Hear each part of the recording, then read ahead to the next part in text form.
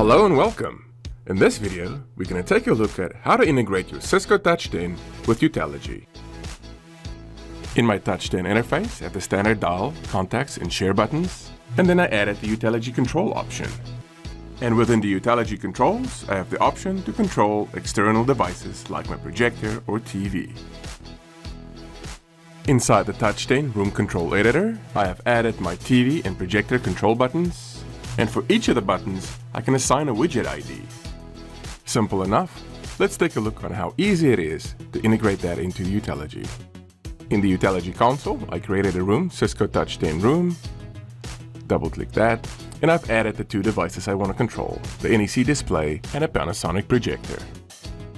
Next, we simply have to add the Cisco SX20. Let's add a device.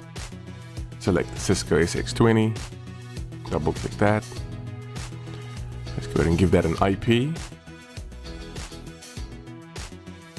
Enter the password.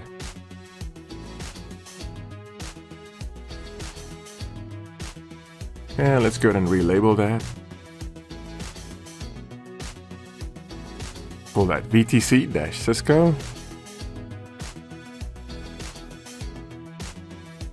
And now let's go ahead and add the feature. The feature you want to add is the control feature. Click OK. Save that. And you'll notice under controllers, the VTC control feature also appears. And here you will see that the event mapping is highlighted. Event mapping is when a button is pressed or an action occurs on the Touch 10 interface. That event is mapped to and executes an action within Utelogy.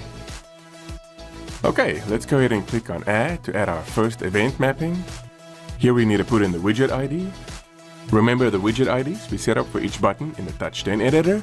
We will use these IDs in our mapping.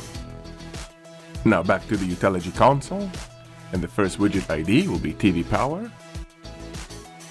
And the action for this button, since it is a toggle button, we will select the change option.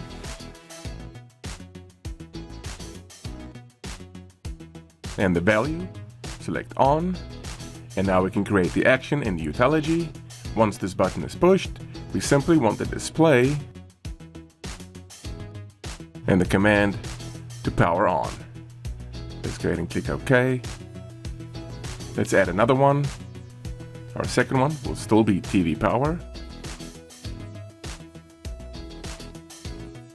Action in this toggle switch, when it change back the value to off. And let's add a macro. We want to tell the display simply to power off. Click OK. And let's go and save it here.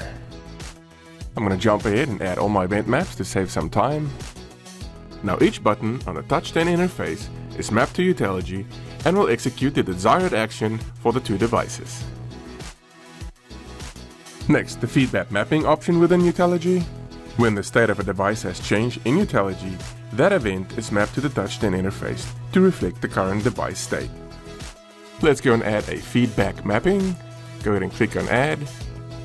And the target here, let's go ahead and talk to the NEC display. The state, whenever the state for the power and the value is set to on. The widget, of course, for the Touch 10 would be TV power.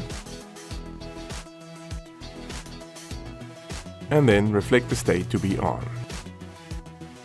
Let's go ahead and add another one. Again, the NEC display. For the state, select power again.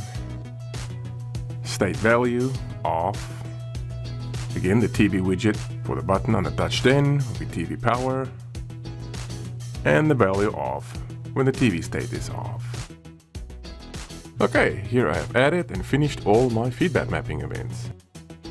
Thank you for watching this video, and I'll see you with the next one.